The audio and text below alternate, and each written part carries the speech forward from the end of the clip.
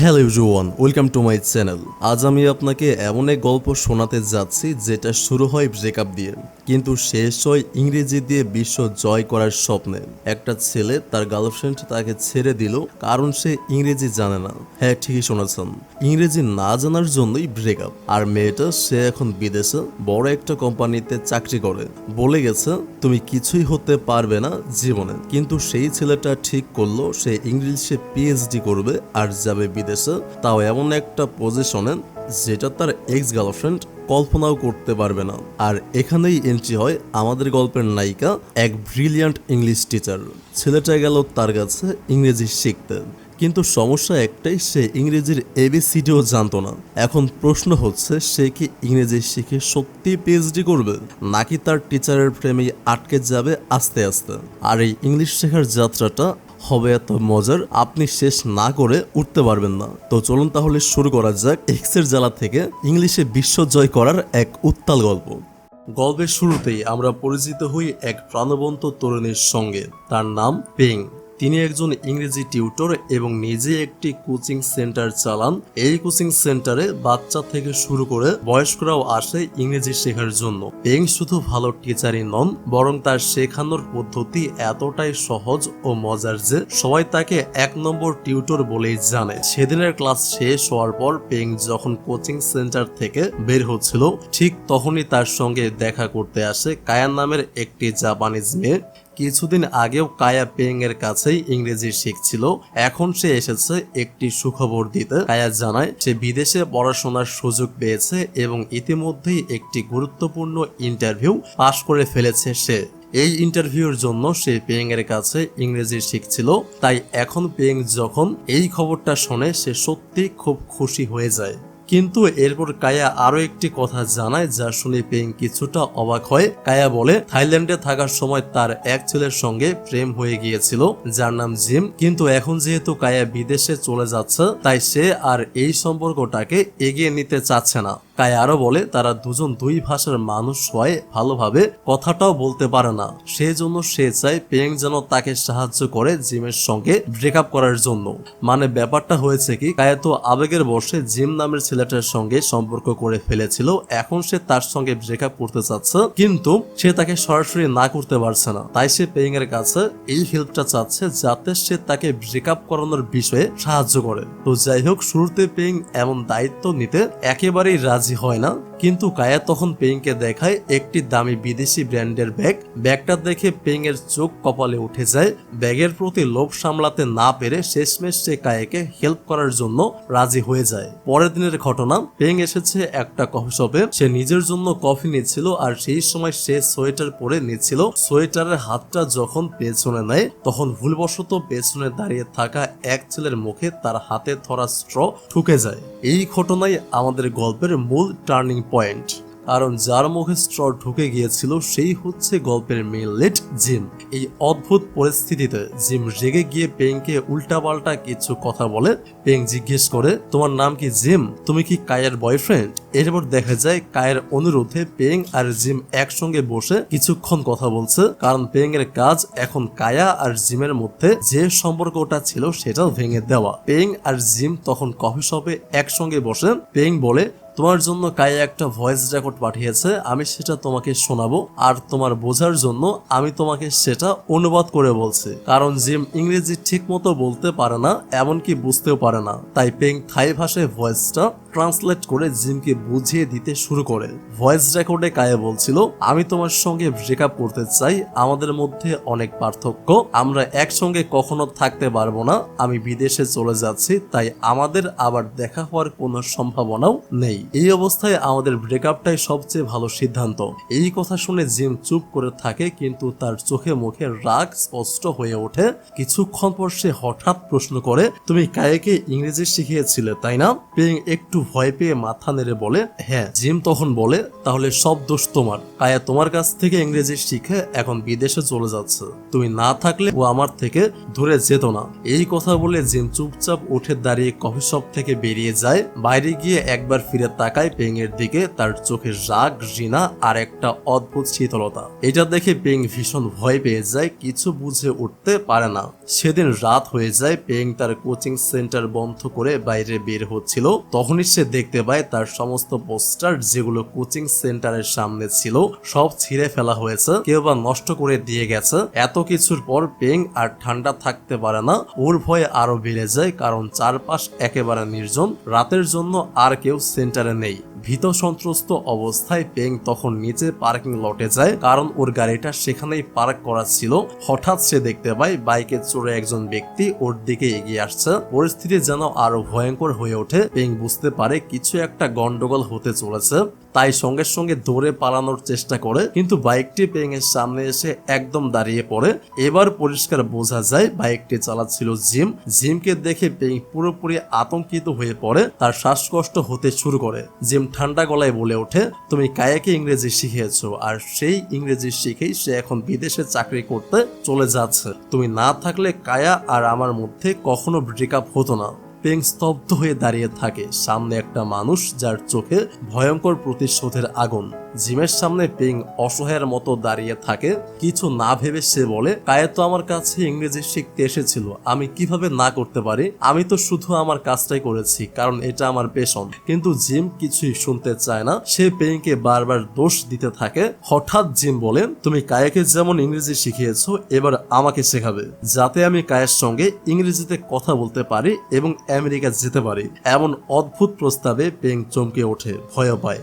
পরিস্থিতি এমন যে পেং চট করে কিছু না ভেবে তাকে হ্যাঁ বলে দেয়। এরপর জিম একটা টাকার বান্ডেল নিজের ব্যাগ থেকে বের করে পেং এর ব্যাগে ঢুকিয়ে দেয়। সে বলে এই টাকাটা হচ্ছে তোমার ফিস, আমার ইংরেজি শেখানোর ফিস।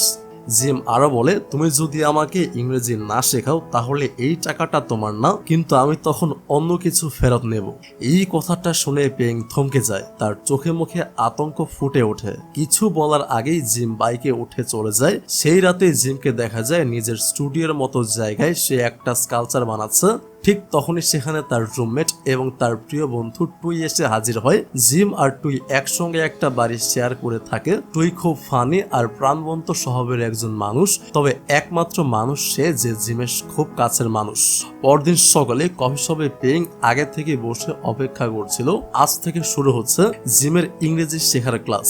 জিম আসার পর পেং প্রথমেই ইংরেজিতে টুকটাক কথা বলতে শুরু করে, তবে জিম একেবারেই কিছুই বুঝতে পারে না। পেং শুরু করে একদম বেসিক লেভেল থেকে ABCD দিয়ে, কিন্তু জিম এটাও ঠিক করে বলতে পারছিল না। পেং মনে মনে খুব বিরক্ত হয়, এত বড় একটা ছেলে হয়ে ABCD পর্যন্ত বলতে পারে না, এটা তো স্কুলে সবারই শেখার কথা। এই ভাবনার মধ্যেই সেদিনের ক্লাস শেষ হয়ে যায়। জিম আর কিছু না বলে কফি শপ থেকে বেরিয়ে পড়ে। কিছুক্ষণ পর জিম যখন পার্কিং লটে এসে বাইকে উঠছে, তখন আবার পেং এর সঙ্গে দেখা হয়ে যায়। জিম তাকে দেখে জিজ্ঞাসা করে তুমি হেঁটে যাচ্ছ কেন? পেং একটু বিরক্ত মুখে বলে তোমাকে ইংরেজি শেখাতে শেখাতে এতটাই দেরি হয়ে গেছে যে বিল্ডিং এর সব লিফট বন্ধ হয়ে গেছে। এই কথা বলেই পেং হাঁটা ধরেছিল, কিন্তু পেছন থেকে জিম হঠাৎ চিৎকার করে বলে তাহলে আমার বাইকে চড়ে চলো। পেং একদম রেগে উঠে বলে জীবনেও না। ব্যাগ থেকে হঠাৎ একটা পেপার স্প্রে বের করে দেখায় আর বলে এটা আমার বয়ফ্রেন্ড আমাকে দিয়েছে, বিপদ হলে যেন কাজে লাগে। জিম অবাক হয়ে তাকিয়ে থাকে, তারপর হেসে বলে তোমার আবার বয়ফ্রেন্ড আছে নাকি? পেং মাথা উঁচু করে বলে হ্যাঁ আছে। জিম তখন বলে তাহলে ওটার ঢাকনা খুলে রাখো, বলা তো যায় না, হঠাৎ করে দরকার পড়ে যেতে পারে। এই কথা বলে জিম আর কিছু না বলে বাইক স্টার্ট করে চলে যায়। পেং কিন্তু তার দিকে রাগে গরম হয়ে তাকিয়ে থাকে। এরপর পেং এর মধ্যে ভয়ের অনুভব দেখা যায়। পার্কিং লটটা একদম ফাঁকা, আশেপাশে কেউ নেই, আর সেই কারণেই পেং জিমের কথা মতো পেপার স্প্রেটার ঢাকনাটা খুলে হাতে ধরে হাঁটতে থাকে। কিন্তু দুঃখের বিষয় হলো ভুল করে সে স্প্রে করতে গিয়ে নিজের মুখে স্প্রে করে বসে, পুরো মুখে ছড়িয়ে পড়ে স্প্রে। একেবারে বিশ্রী কাণ্ড ঘটে যায়। পরদিন সকালে পেং তার কোচিং সেন্টারে আসে, তখন চলছে অ্যাডাল্টদের ক্লাস। ক্লাসে বসে থাকা এক ছাত্র যার নাম ফুয়েক, সে মনে মনে পেংকে পছন্দ করে। আজকের ক্লাসের টপিক ছিল ডিসক্রাইব ইউর আইডিয়াল পার্টনার। এই টপিকে ফুয়েক এমনভাবে ইংরেজিতে কথা বলতে শুরু করে যাতে সে ইনডিরেক্টলি পেইংকে বোঝাতে পারে যে সে ওকে পছন্দ করে। ফুয়েক বলে, my ideal partner is someone smart, helpful, kind and has a beautiful smile, like someone who teaches me English every week. এই কথা শুনে পেং লজ্জা পেয়ে যায়, মুখে কিছু না বললেও ভেতরে সে টের পায় কিছু একটা। ক্লাস শেষে পেং যখন কোচিং সেন্টার থেকে বের হচ্ছিল তখন রিসেপশন ডেস্কে থাকা মেয়েটি পেংকে বলে, এই সেন্টারের একজন ছাত্র আপনার নাম্বার চেয়েছিল। পেং একটু অবাক হয়ে যায়, তারপর চিন্তা করে বুঝে ফেলে নিশ্চয়ই ফুয়েক নাম্বার চেয়েছে, তাই সে বলে ওকে নাম্বারটা দিয়ে দিও। এরপর আবার একদিন কফি শপের বাইরে দেখা যায় পেং আর জিমকে। আজও জিমের ইংরেজি শেখার সেশন হচ্ছে, কিন্তু ভেতরে বসার জায়গা না পেয়ে ওরা বাইরে আসছে। বাইরের পরিবেশটা সুন্দর হলেও একটা সমস্যা, মশা। পেং এর পা বারবার মশা কামড়াচ্ছে, সে খুব অস্বস্তিতে পড়ে যাচ্ছে, বারবার পা চুলকাচ্ছে। জিম সেটা লক্ষ্য করে কিন্তু কিছু বলে না, বরং সে টেবিলের নিচে লুকিয়ে নিজের হাত নড়াতে থাকে যাতে মশাগুলো উড়ে যায় আর পেংকে কামড়াতে না পারে। পেং অবশ্য এই ব্যাপারটা একদমই দেখতে পায় না, বুঝতেও পারে না। কফি শপের বাইরে পেং আর জিম যখন বসে ইংরেজি শিখছিল, ঠিক তখন পাশের টেবিলে কয়েকজন স্কুলের ছেলে বসেছিল। সেই সময় পেং শর্ট ড্রেস পরেছিল, আর সেই সুযোগে ছেলেগুলোর একজন লুকিয়ে লুকিয়ে ছবি তুলে নেয়। ছেলেটার ছবি তোলার সময় ফোনের ফ্ল্যাশ জ্বলে যায়, যেটা জিম দেখে ফেলে। জিম বিষয়টা সঙ্গে সঙ্গে বুঝে ফেলে আর ছেলেগুলোর টেবিলের দিকে এগিয়ে যায়। বাকিরা জিমকে দেখে পালিয়ে গেলেও যে ছেলেটা ছবি তুলেছিল সে তখনও সেখানেও ছিল। জিম তাকে ধরে ফেলে। ছেলেটা প্রথমে অস্বীকার করে যে আমি কিছুই করিনি, কিন্তু জিম জানতো সে মিথ্যা বলছে, কারণ সে নিজে ফ্ল্যাশ দেখে ফেলেছিল। পেং তখন ছেলেটার ফোন নিয়ে দেখে সত্যি পেং এর বেশ কিছু অনুপযুক্ত ছবি তোলা হয়েছে তার ফোনে। ছবিগুলো দেখে পেং একেবারে হতবাক হয়ে যায় এবং সঙ্গে সঙ্গে সব ছবি ডিলিট করে দেয়।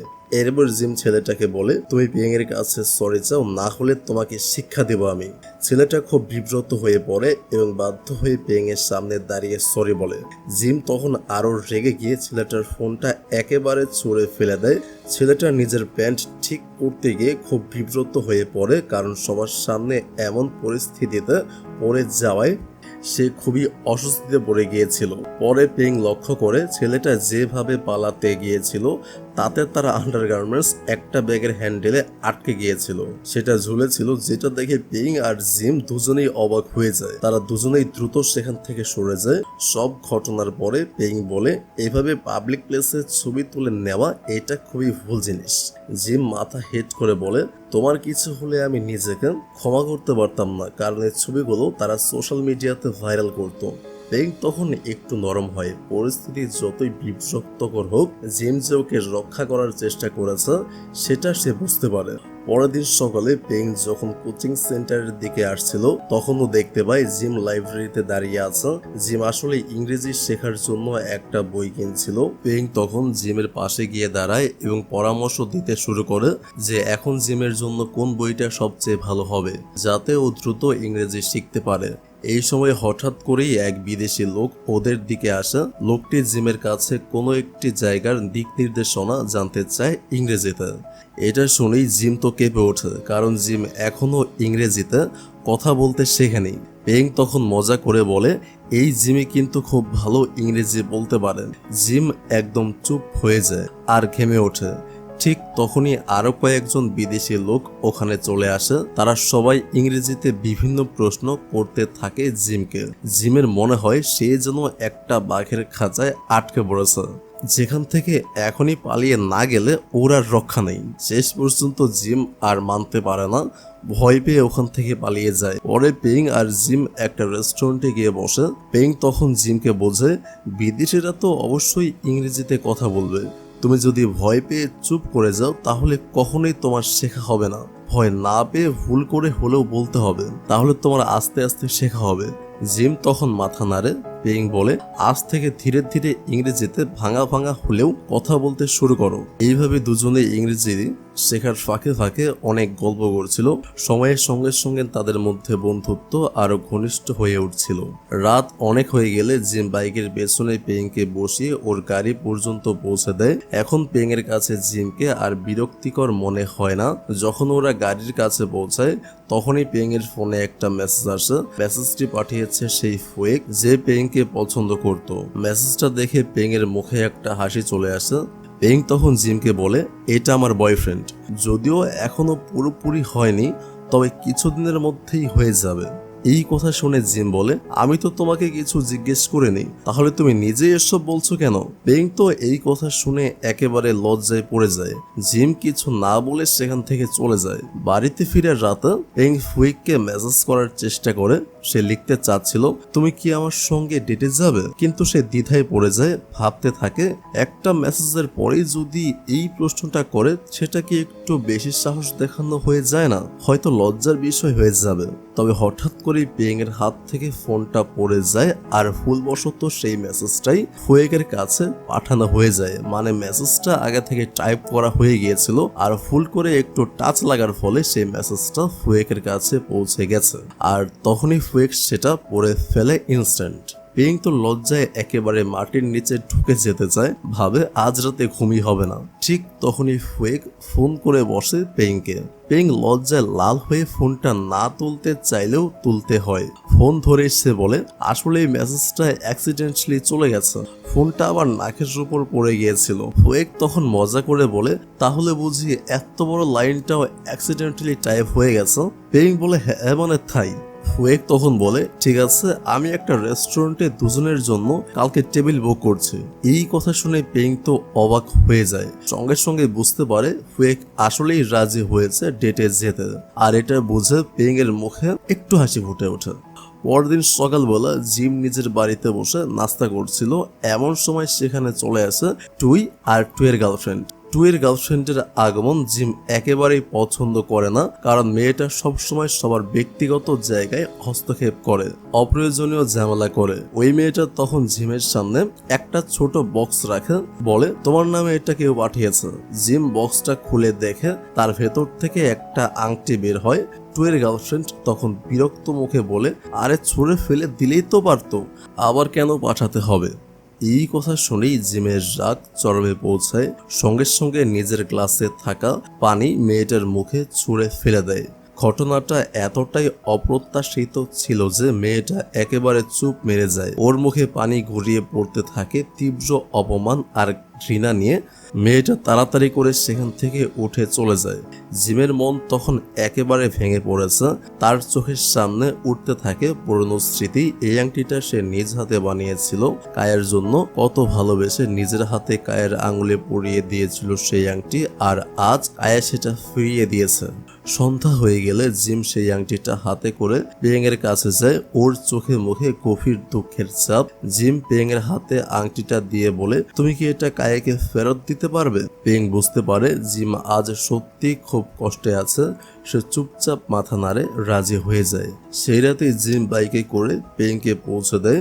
হঠাৎ জিম বলে, আমি কায়ের সঙ্গে একটু কথা বলতে চাই। পেং তখন বলে, তুমি তো ফেসবুক লাইন দিয়ে কথা বলতে পারো।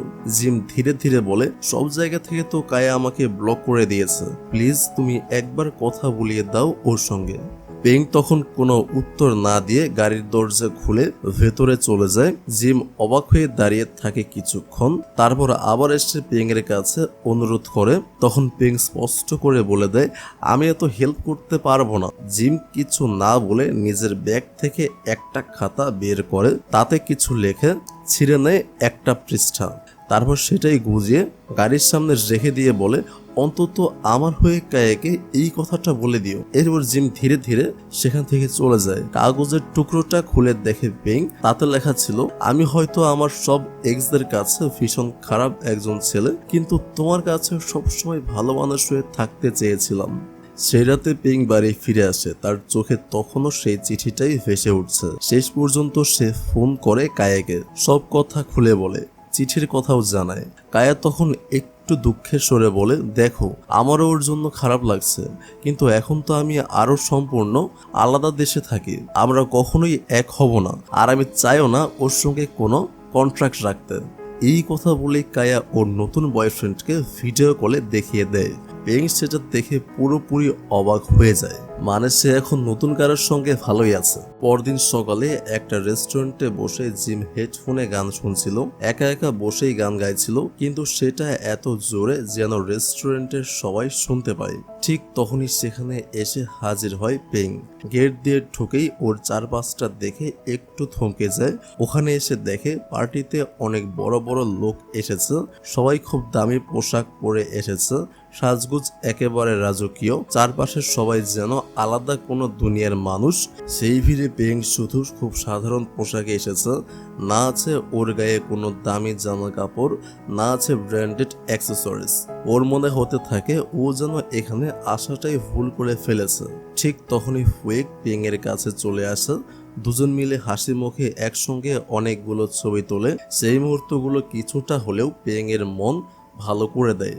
এরপর ফুয়েক ওকে ওর দাদুর গ্যারেজে রাখা একটা গাড়ি দেখায়। ফুয়েক বলে এই গাড়িটা সেই সময়কার সবচেয়ে দামি গাড়িগুলোর মধ্যে একটা ছিল। এইসব দেখে পেং বুঝে যায় ফুয়েকের পরিবার সত্যি কতটা প্রভাবশালী আর বড়লোক। সব মিলিয়ে পেং যেন নিজের চারপাশে নিজেকে একেবারে বেমানান বলে মনে করতে থাকে। ও আস্তে আস্তে ফুয়েককে বলে, আমার এখনই চলে যাওয়া উচিত, অনেক রাত হয়ে গেছে। তবে তাড়াহুড়ো করে বেরিয়ে যেতে গিয়ে ভুল করে ও নিজের ফোনটা ওখানেই ফেলে রেখে চলে যায়। পেং একা একটা গাড়ি ধরে বার্থডে ভ্যানু থেকে বেরিয়ে যায়। ওর যাওয়ার কিছুক্ষণ পর ফুয়েকের মা ফোনটা হাতে নিয়ে ফুয়েককে দেখে জিজ্ঞেস করে, এই ফোনটা কার?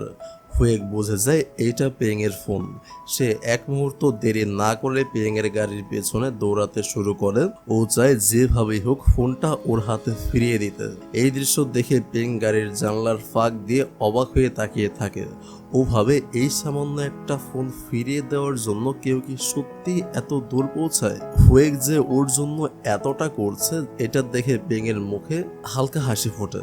এরপর ফুয়েক ওকে একটা মেসেজ পাঠায়। সে মেসেজের সঙ্গে ছিল একটা ছোট গিফট, দুটি স্টিকার, আর ওই স্টিকার দুটোর উপর ছিল পেং এর ছবি। এটা দেখে পেং খুশি হয়ে যায়। পরদিন জিমকে দেখা যায় ওর কাজের জায়গায় একটা ফ্যাক্টরিতে। ওখানে একটা ইংরেজি সাইনবোর্ড লাগানো ছিল। জিম দাঁড়িয়ে দাঁড়িয়ে সেটা উচ্চারণ করার চেষ্টা করছিল, কিন্তু এখনো ও ঠিকঠাক বলতে পারছে না, স্পষ্টভাবে বলতেও পারছে না। ওর পাশেই দেখা যায় টুইকে। টুইও একই ফ্যাক্টরিতে কাজ করে। আজকাল জিমের মধ্যে এক ধরনের চুপচাপ ভাব চলে এসেছে, মনটা কেমন যেন ভারী হয়ে থাকে। টুই এই পরিবর্তনটা ঠিকই বুঝে যায়। ঠিক সেই সময় একটা মেয়ে এসে টুইকে ডাকে আর বলে, জিমকে বলো ওর সঙ্গে কেউ দেখা করতে এসেছে। জিম বাইরে বেরিয়ে এসে অবাক হয়ে দেখে ওর সামনে দাঁড়িয়ে আছে পেং। পেং তখন হাতে একগুচ্ছ জিনিস ধরে জিমকে এগিয়ে দেয়। কাল রাতে পার্কিং লটে জিম যেসব বই, মেশিন আর নোটস রাগে ছুঁড়ে ফেলে দিয়েছিল সেগুলোই পেং কুড়িয়ে এনে যত্ন করে ফিরিয়ে দিতে এসেছে। পেং জিমকে বলে, ঠিক আছে আমি তোমাকে আবার ইংরেজি শেখাবো, কিন্তু তোমার হাতে আর মাত্র 2 মাস আছে। জিম অবাক হয়ে জিজ্ঞেস করে, 2 মাস? পেং তখন ব্যাখ্যা করে, 2 মাস পরেই সেই কোম্পানির আবার ইন্টারভিউ, যেই কোম্পানির ইন্টারভিউতে কায়া পাশ করেছিল। যদি তোমার সত্যি কায়ার সঙ্গে দেখা করতে হয় আর যদি তুমি সেই জায়গায় যেতে চাও যেখানে কায়া এখন চাকরি করে, তাহলে তোমাকেও সেই ইন্টারভিউতে পাশ করতেই হবে, তাহলে তুমি কায়ার কাছে যেতে পারবে। জিম তখন একটু চিন্তিত হলেও সম্মতি দেয়। সেদিন ফ্যাক্টরির কাজ শেষ করে পেং চলে আসে সবার কাছে। কর্মচারীদের ডেকে সবাইকে একসঙ্গে বসায়। ও চায় সবাই একসঙ্গে ইংরেজি শিখুক, কারণ পেং বিশ্বাস করে একসঙ্গে কিছু শিখলে সেটা অনেক তাড়াতাড়ি শেখা যায়। সবাই মিলে মজা করে শেখা শুরু হয়। দিনের কাজ শেষে সন্ধ্যায় একসাথে পার্টি শুরু হয়। সবার নাচ দেখে পেং তো একেবারে অবাক। একটা উৎসবের মতো পরিবেশ, হাসি মজা আনন্দে ভরে ওঠে পুরো জায়গাটা। পেং তখন জিমকে বলে, চলো তুমি একটু ডান্স করো। জিম হেসে উত্তর দেয়, আমি ডান্স করি না। তখন পেং বসে পড়ে একটা খাতা নিয়ে সবার সামনে ইংরেজি অ্যালফাবেট শেখানো শুরু করে। শিক্ষার মাঝেও ছিল মজা। একটা মোটা ছেলে ছিল যে একদমই ইংরেজি বলতে পারতো না, তাকে নিয়ে সবাই মজা করতে থাকে। একজন পিছনে আতশবাজি লাগিয়ে দেয়, বেচারা ভয় পেয়ে যায়, আতশবাজির আওয়াজে লাফাতে থাকে। সবাই হাসাহাসি শুরু করে। ছেলেটা তখন বলে ওঠে, আমি আর কখনো ইংরেজি শিখবো না। তারপর ওরা দুজন, জিম আর পেং, একসঙ্গে একটু নিরিবিলি জায়গায় চলে যায়। একা ক্লান্তি ইংরেজি শেখার জন্য। জিম সেখানে ওর মেশিনটা বের করে দেখাতে থাকে কিভাবে ও ইংরেজি শব্দগুলো শিখছে। ছোট একটা ল্যাপটপের মতো যন্ত্র যেখানে শব্দ টাইপ করা যায়, উচ্চারণ শেখা যায়। পেং লক্ষ্য করে জিম আগের চেয়ে অনেক ভালো ইংরেজি শিখে ফেলেছে। জিম তখন চিন্তিত মুখে বলে, আমার তো এখন অনেক টেনশন হচ্ছে। সেই ইন্টারভিউটা আমি কি সত্যি দিতে পারবো? সবকিছু তো ইংরেজিতে হবে। পেং একটু সাহস দেয়। এই সময় দুজনে একটা স্যুপ খাচ্ছিল। জিম স্ট্র দিয়ে স্যুপ খেতে গিয়ে ভুল করে সেটা পাশের একটা কুকুরের গায়ে ফেলে দেয়। কুকুরটা তখন ওখান থেকে লেজ গুটিয়ে পালিয়ে যায়। পেং তখন হেসে জবাব দেয় না, বরং মজার ছলে ঠিক একই কাজটা করে জিমের ওপর। স্ট্র দিয়ে স্যুপ তুলে জিমের চোখে ফেলে দেয়। জিম চমকে ওঠে, তার চোখে স্যুপ ঢুকে যায় আর চারপাশটা একদম খোলা খোলা দেখতে শুরু করেছে। দুজনে হেসে গড়াগড়ি খায়। ক্লান্তি, স্ট্রেস আর চাপের মধ্যে কিছুটা প্রশান্তি আসে সেই মুহূর্তটাতে। পেং আর জিম একসঙ্গে ফিরছিল, কিন্তু জিম তখনও আগের ঘটনার জন্য চোখের ঝাপসা দেখছিল। তাইও পেং এর ব্রেকটা ধরে হাঁটছিল, যাতে হাঁটতে গিয়ে কারোর গায়ে ধাক্কা না লাগে বা কোথাও পড়ে না যায়। রাস্তা পার হওয়ার সময় পেং একটু তাড়াতাড়ি করে হাঁটতে শুরু করে, আর ঠিক তখনই জিমের হাতটা পেং এর ব্যাগ থেকে ছুটে যায়। সবকিছু ঝাপসা দেখায় বলে জিম রাস্তার মাঝখানে দাঁড়িয়ে পড়ে। পেং পেছনে তাকিয়ে দেখে জিম রাস্তার ঠিক মাঝখানে একা দাঁড়িয়ে আছে। ভয়ে ছুটে আসে পেং, জিমের হাত ধরে ওকে রাস্তা পার করায়। পেং এরপর ওকে নিয়ে চলে যায় একটা দোকানে। সেখানে গিয়ে জিমকে একটা কন্ট্রাক্ট লেন্স পরিয়ে দেয়, যাতে ওর চারপাশটা পরিষ্কার করে সে দেখতে পারে। কিন্তু লেন্স পরে জিমকে দেখতে এতটাই অদ্ভুত লাগছিল যে পেং ওর দিকে তাকিয়ে হেসে ফেলে। এই মুহূর্তটা ছিল একেবারে হালকা মজার আর একসঙ্গে সময় কাটানোর একটা সুন্দর অনুভূতি। এরপর সারা রাত পেং বসে থেকে জিমের জন্য একটা ইংরেজি টেস্ট সেট করে, সেই সঙ্গে জিমকে ইন্টারভিউর জন্য দরকারি রিজুমেটামটা সুন্দর করে বানিয়ে দেয়। পেং আসলে জিমের জন্য নিজের মতো করে সবকিছু ঠিকঠাক করে দিতে চাইছিল। পরদিন দেখা যায় পেং ফুয়েকের সঙ্গে ঘুরতে এসেছে। জায়গাটা ছিল খুব সুন্দর, কাঠ দিয়ে তৈরি প্ল্যাটফর্ম। কিন্তু পেং যেহেতু হাই হিল পরেছিল, তাই হাঁটতে গিয়ে একেবারে কষ্টে পড়ে যায়। হঠাৎ হাঁটতে হাঁটতে ওর জুতোটা কাঠের ফাঁকে আটকে যায়। পেং জুতোটা টেনে তুলতেই দেখে হিলটা পুরো খুলে গেছে। ফুয়েক তখন পেংকে নিজের প্রাইভেট বোটে তুলে নেয়। বড়লোক ছেলেদের মতো ফুয়েকের এরকম অনেক বোট আছে। ফুয়েক বোট চালিয়ে পেংকে নিয়ে বেরিয়ে পড়ে এক ছোট্ট ভ্রমণে।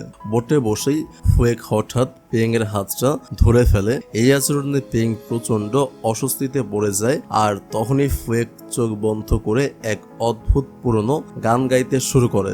গানটা ছিল এমন একরকম যেটা পেং এর একদম পছন্দ নয়, তবু সেই মুহূর্তটা যেন কিছু একটা বুঝিয়ে দিচ্ছিল।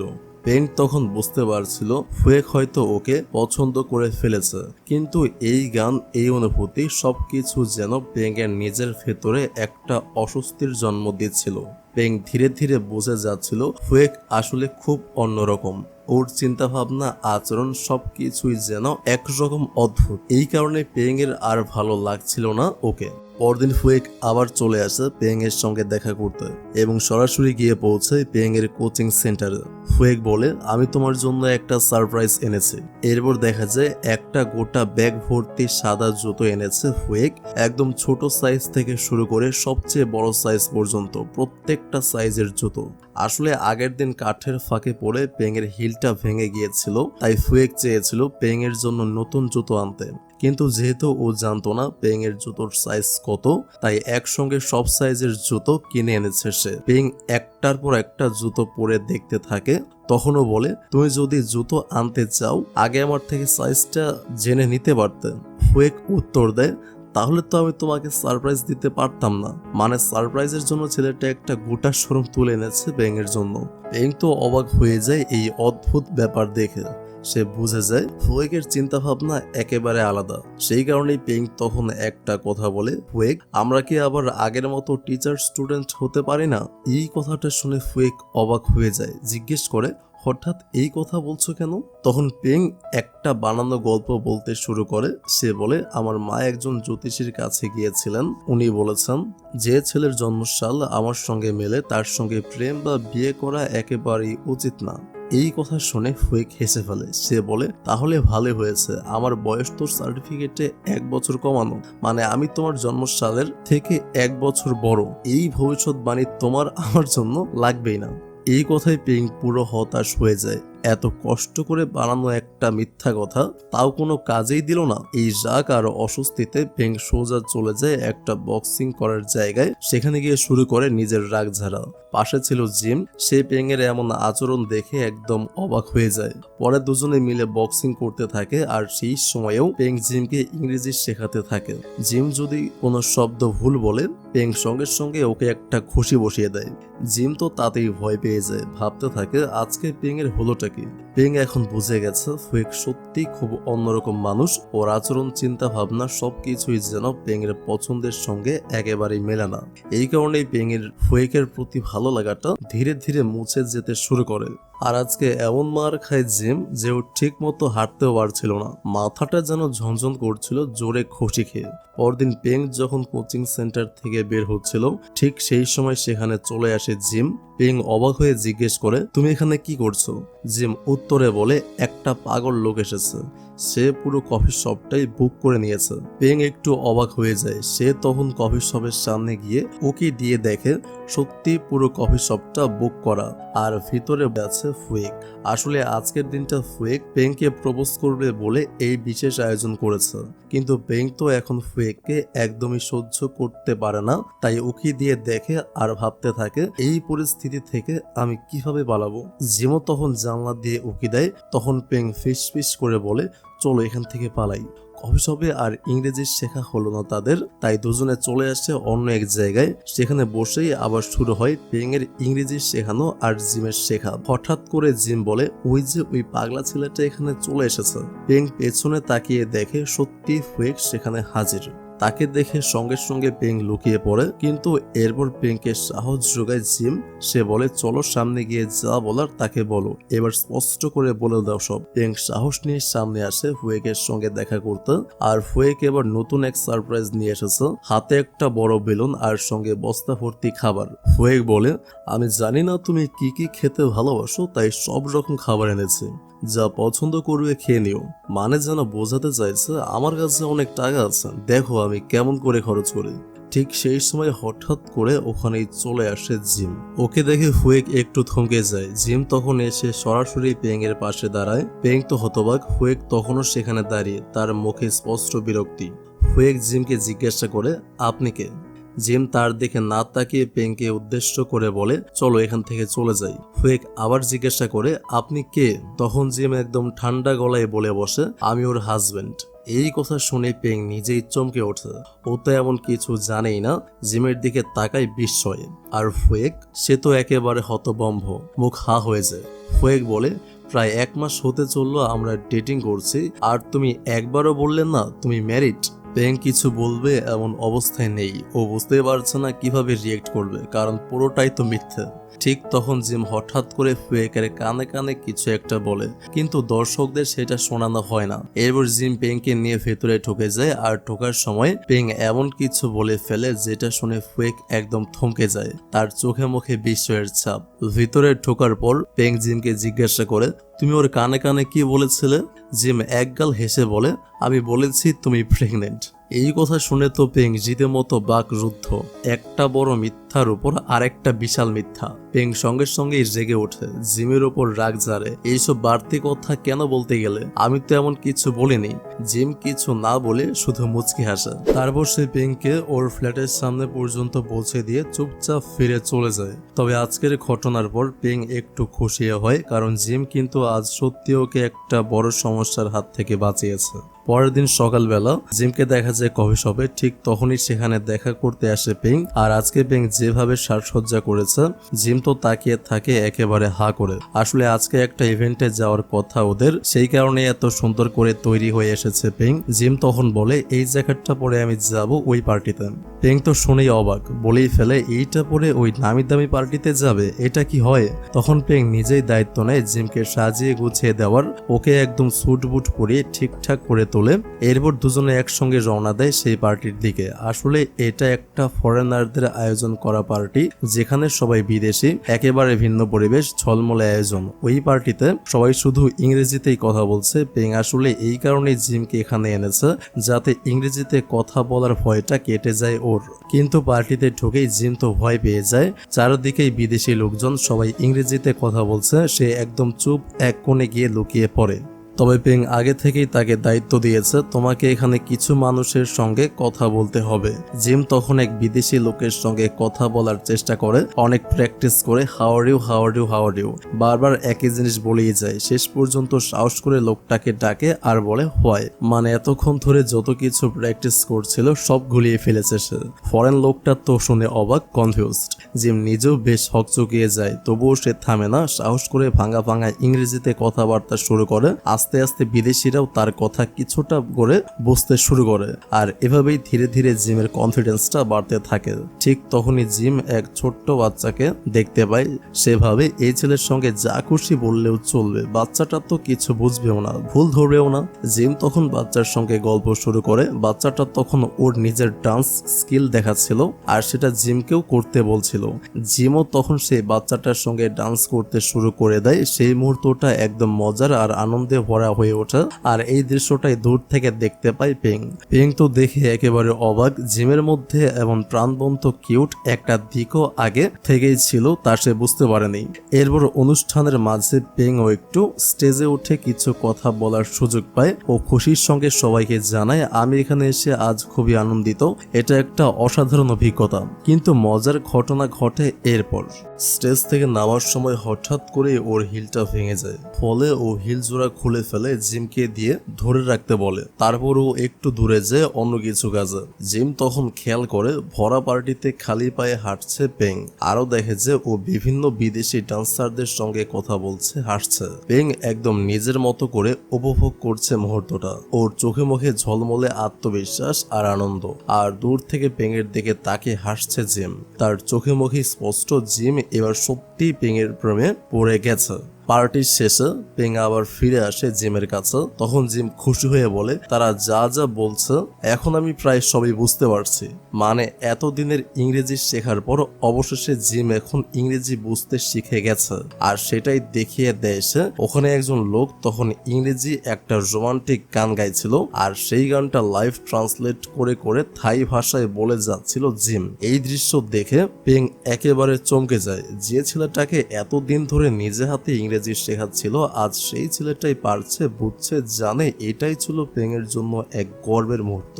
আর জিম যে গানের লাইনগুলো বলছিল সেগুলো এত রোমান্টিক ছিল, যেভাবে সে বলছিল যেন একদম মন থেকে আসছে। পেং তাকিয়েছিল জিমের দিকে চুপচাপ, চোখে একটা অন্যরকম অনুভূতি। তখন জুতোর কথাটা উঠে আসে। জিম বলে, দেখো তোমার হিল জোড়া খুলে ফেলেছো, এবার এই জুতোগুলো একেবারে ভালোভাবে পরা যাবে। রাতটা তখন অনেক হয়ে গেছে। জিম বাইকের পেছনে বসিয়ে পেংকে তার বাড়ি পর্যন্ত পৌঁছে দেয়। পথে দুজনেই চুপচাপ, তবে স্পষ্ট বোঝা যাচ্ছিল পেংও ধীরে ধীরে জিমের প্রেমে পড়ে যাচ্ছে। এরপর জিম যখন পেংকে নিয়ে তার বাড়ির পার্কিং লটে পৌঁছায়, দুজনেই কিছু না বলে চুপচাপ একে অপরের চোখে তাকিয়েছিল। একবার থেমে যাওয়ার সময়ের মতো মুহূর্ত। সেই সময় জিম আস্তে আস্তে পেংয়ের দিকে এগিয়ে আসে আর একেবারে কাছে গিয়ে পেংকে কিস করতে যায়। কিন্তু ঠিক তখনই পেং বলে ফেলে, অনেক রাত হয়ে গেছে, আমি এবার যাই। এইটুকু বলেই গাড়িতে উঠে চলে যায় পেং। জিম তখন নিজের মধ্যে একটু থেমে যায়। ও বুঝে যায় ওর আচরণটা হয়তো হঠাৎ একটু বেশি হয়ে গিয়েছিল। এরপর জিম নিজের বাসায় ফিরে আসে। বাসায় ঢুকতেই টুই বলে, আজ এত দেরি করে ফিরলি, তোদের কাল এক্সাম আছে না? জিম একটু হাসতে হাসতে বলে, ওটা তো সামনে মাসে। কিন্তু এরপর হঠাৎই সন্দেহ হয় জিমের। ও গিয়ে ক্যালেন্ডার চেক করে দেখে জুন মাস আসলে 7 নাম্বার মাস না। ওর ধারণা ছিল জুন মানে জুলাইয়ের পর, কিন্তু এখন সে বুঝতে পারে ওর এক্সাম তো আসলে এই মাসেই। এত দিন ধরে পেংয়ের সঙ্গে ইংরেজি শেখা আর শেখানোয় এতটাই ডুবেছিল যে সে পরীক্ষার কথাটাই ভুলে গেছে। তো কালকে যেহেতু জিমের পরীক্ষা, তাই সে সকালে ঘুম ঘুম থেকে উঠে তাড়াতাড়ি রেডি হয়ে বেরিয়ে পড়ে। পথেই সে ফোন করে পেংকে জিজ্ঞেস করে, আজকে কি আমি তোমার বাসায় আসতে পারি? কিছু পড়াশোনার ব্যাপারে সাহায্য দরকার। পেং একটু চুপ করে থেকে বলে, হ্যাঁ তুমি আসতে পারো। এরপর জিম চলে আসে পেং এর বাসায়, কারণ পরীক্ষার সামনে, তাই সে চায় পেং যেন তাকে আরো ভালোভাবে গাইড করতে পারে। পেং তখন ওর জন্য রিজিউম বানানোর কাজটাও শেষ করে দিচ্ছিল। তবে আজকের দিনটা অন্যরকম। যেখানে অন্যদিন ওরা একসাথে থাকলে অনেক গল্প করতো, হাসতো, আজকের দিনটা অনেক চুপচাপ। সেই কিস মোমেন্টটার পর দুজনের মাঝে একটা অস্বস্তি এসে গেছে। কেউ কিছু বলছে না, কিন্তু চারপাশে একটা ভারী নিঃশব্দতা। এই সময় হঠাৎ পেং এর ফোনে কায়া ভিডিও কল করে। জিম দেখে সবকিছু, কারণ পেং আগে বলেছিল কায়ের সঙ্গে আর কোনো যোগাযোগ নেই। জিম একটু অবাক হয়ে যায়। পেং তখন বলে, তুমি ওই সাইডে গিয়ে বসো, আমি ফোনটা ধরছি। জিম গিয়ে ল্যাপটপের উল্টো দিকে বসে আর পেং ফোনটা রিসিভ করে। ভিডিও কলে কায়া বলে, আচ্ছা আমাদের কোম্পানি থেকে তো কাল ইন্টারভিউ আছে, জিম কি সেটা দিচ্ছে? পেং কিছুটা হেসে বলে, হয়তো দিচ্ছে। তখন কায়া বলে, আমি একটা হেল্প করতে পারি, ওই কোম্পানির ফাউন্ডারের নামটা ইন্টারভিউতে জিজ্ঞেস করবে, জিম যেন সেটা ঠিকভাবে বলতে পারে, তাহলে চান্স পাওয়ার সম্ভাবনা অনেক বেড়ে যাবে। পেং একটু থেমে জিজ্ঞেস করে, তুমি হঠাৎ করে এখন হেল্প করতে কেন চাইছো ওকে? এই প্রশ্ন শুনে কায়া হেসে বলে, তোমাকে এত নার্ভাস দেখাচ্ছে কেন? তুমি কি জিমকে ভালোবেসে ফেলেছো? এই কথাটা শুনে পেং চুপ হয়ে যায়, একটাও শব্দ করে না, কিন্তু চেহারার ভঙ্গিমাতেই সব স্পষ্ট। ওর চোখ, ওর মুখ সবই বলে দিচ্ছে সত্যি ও জিমকে ভালোবেসে ফেলেছে। এই মুহূর্তে জিমও পেং এর দিকে তাকিয়েছিল। ওর মুখ দেখে, ওর প্রতিক্রিয়া দেখে জিম একেবারে স্তব্ধ হয়ে যায়। ও বুঝতে পারে পেং সত্যি ওকে ভালোবাসতে শুরু করেছে। কায়া ফোনটা রেখে দেয়। পরে জিম পেংকে জিজ্ঞেস করছিল, কায়া এতক্ষণ কি বলছিল? পেং কিছুটা থেমে বলে, ও চায় তুমি যেন এই চাকরিটা পেয়ে যাও। তবে পেং এর চেহারা আর কথার ভঙ্গি দেখে বোঝা যাচ্ছিল ও নিজেই বুঝে উঠতে পারছে না কায়া যা বলল তার অর্থ ঠিক কতটা গভীর। এই সময় জিম বলে, আমি শুনছিলাম কায়া বলছিল তুমি নাকি আমাকে ভালোবাসো, তুমি কি সত্যি আমাকে ভালোবাসো? এই প্রশ্নটা শুনে পেং এক মুহূর্তের জন্য থেমে যায়, জিমের দিকে তাকায়, কিন্তু কি বলবে বুঝে উঠতে পারে না। তারপর চোখ ফিরিয়ে নিয়ে বলে, কাল তোমার ইন্টারভিউ, সেটা নিয়ে ভাবো, প্রিপারেশন নাও।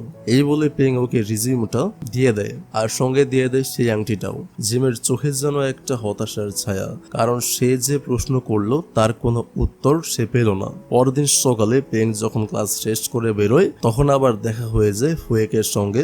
দুজনে একটু বসে কথা বলতে শুরু করে। পেং বলে, সেদিনও তোমার কানে কানে কি বলেছিল, আমি প্রেগনেন্ট? সেটা মিথ্যা ছিল। তখন ফুয়েক বলে, না না, সেদিনও এটা বলেনি, ও বলেছিল আমি যেন তোমাকে একা ছেড়ে দেই, কারণ তুমি শুধুমাত্র ওর। এই কথা শুনে পেং স্তব্ধ হয়ে যায়, কোনো শব্দ করতে পারে না। এক মুহূর্ত, দু মুহূর্ত, তারপর পেং চুপচাপ বসে পড়ে। চোখ দিয়ে কান্না নামতে থাকে।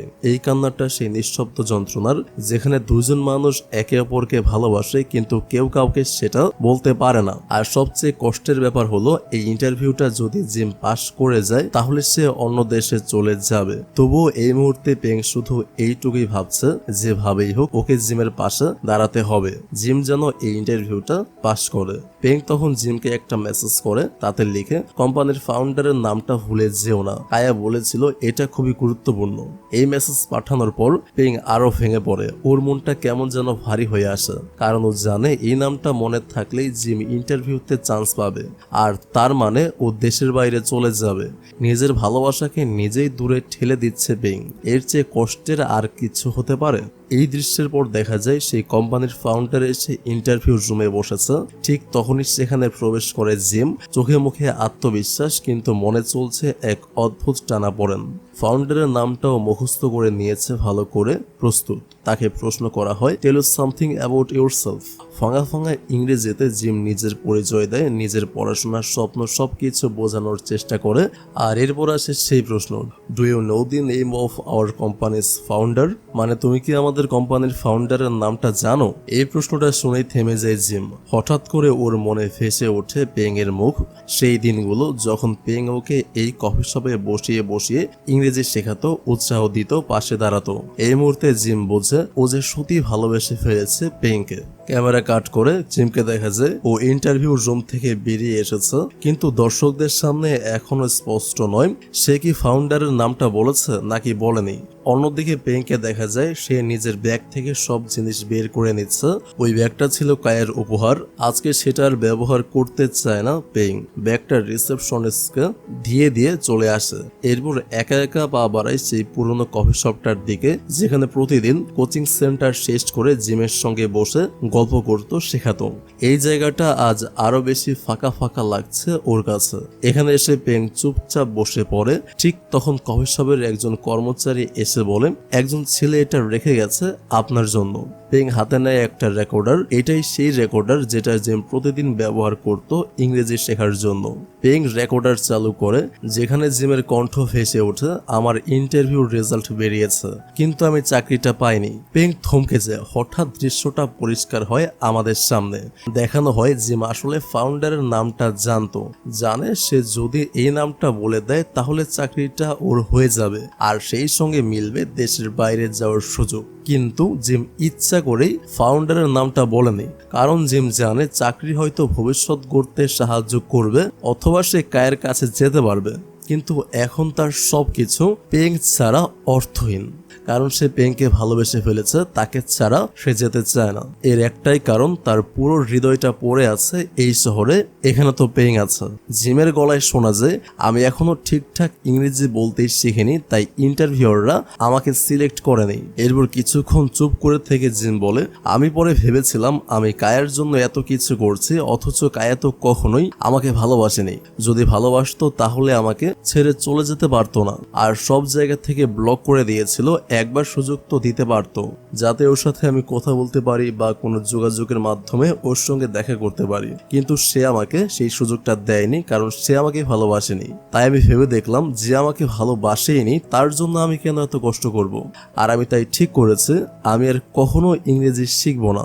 আর যে আমার জন্য এত কিছু করেছে, আমাকে ইংরেজি শেখানোর জন্য যে এতটা যুদ্ধ করেছে, আর যে আমাকে এত বেশি প্রায়োরিটি দিয়েছে, আমি ভেবে দেখেছি আমার তার জন্যই কিছু করা উচিত। পেং তখন এই ভয়েস রেকর্ডটা শুনছে, চোখে জল টলমল করছে।